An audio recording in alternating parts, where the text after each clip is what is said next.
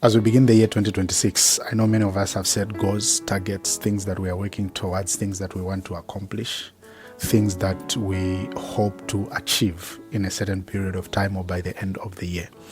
But I want us to look at one thing that is very important in our pursuit of goals. I want to talk about distractions, which we sometimes call temptations, things that derail us, things that sidetrack us, things that make us lose focus on the targets and the goals that we are working towards. It could be you're on your way to spiritual growth. You want to grow closer to God, grow more mature spiritually. It could be career goals. It could be education.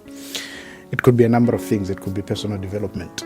There are two solutions in dealing with distractions that we call temptations. Number one, you have to understand that environment will always overcome willpower. Many of us, we feel and think that we have enough willpower to stay in certain environments and not be distracted and be able to resist and be able to overcome the temptation that come in those environments. But with time, you have to understand the more you are exposed to an environment, the more you are exposed to something, the more you are exposed to whatever environment it is, if it is counteracting your pursuit, the goals that you have set, if it is standing against that, it will not take long. You will succumb. Your willpower can only save you for a certain period of time.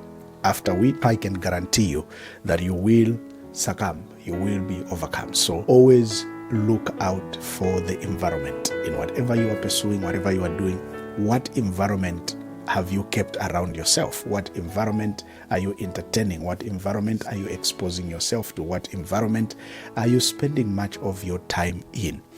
The second thing that I want you to understand is that fleeing temptation is much, much better than resisting it. Fleeing from temptation is much, much better than resisting it. Twice, Paul tells Timothy in 1 Timothy chapter number 6 verse 11 and 2 Timothy chapter number 2 verse 22. Paul encourages Timothy to flee from temptation, to flee from distractions, to flee from things that will affect his ministry, that will affect his goals, that will affect his calling, that will affect his spiritual growth, that will affect his walk with God. Twice, Paul tells Timothy, flee from these things. And how does temptation come about? Temptation comes about because of environment. When you look at James chapter number 1 verse 13, it says, when tempted, no one should say God is tempting me, for God cannot be tempted by evil, nor does he tempt anyone. Verse 14, but each person is tempted when they are dragged away by their own evil desires and enticed. You cannot have desires and be enticed if there is no environment that is enabling that to happen. So it is all about environment. The takeaway from this is this: as you go about this year pursuing your goals, your dreams, whatever you're pursuing,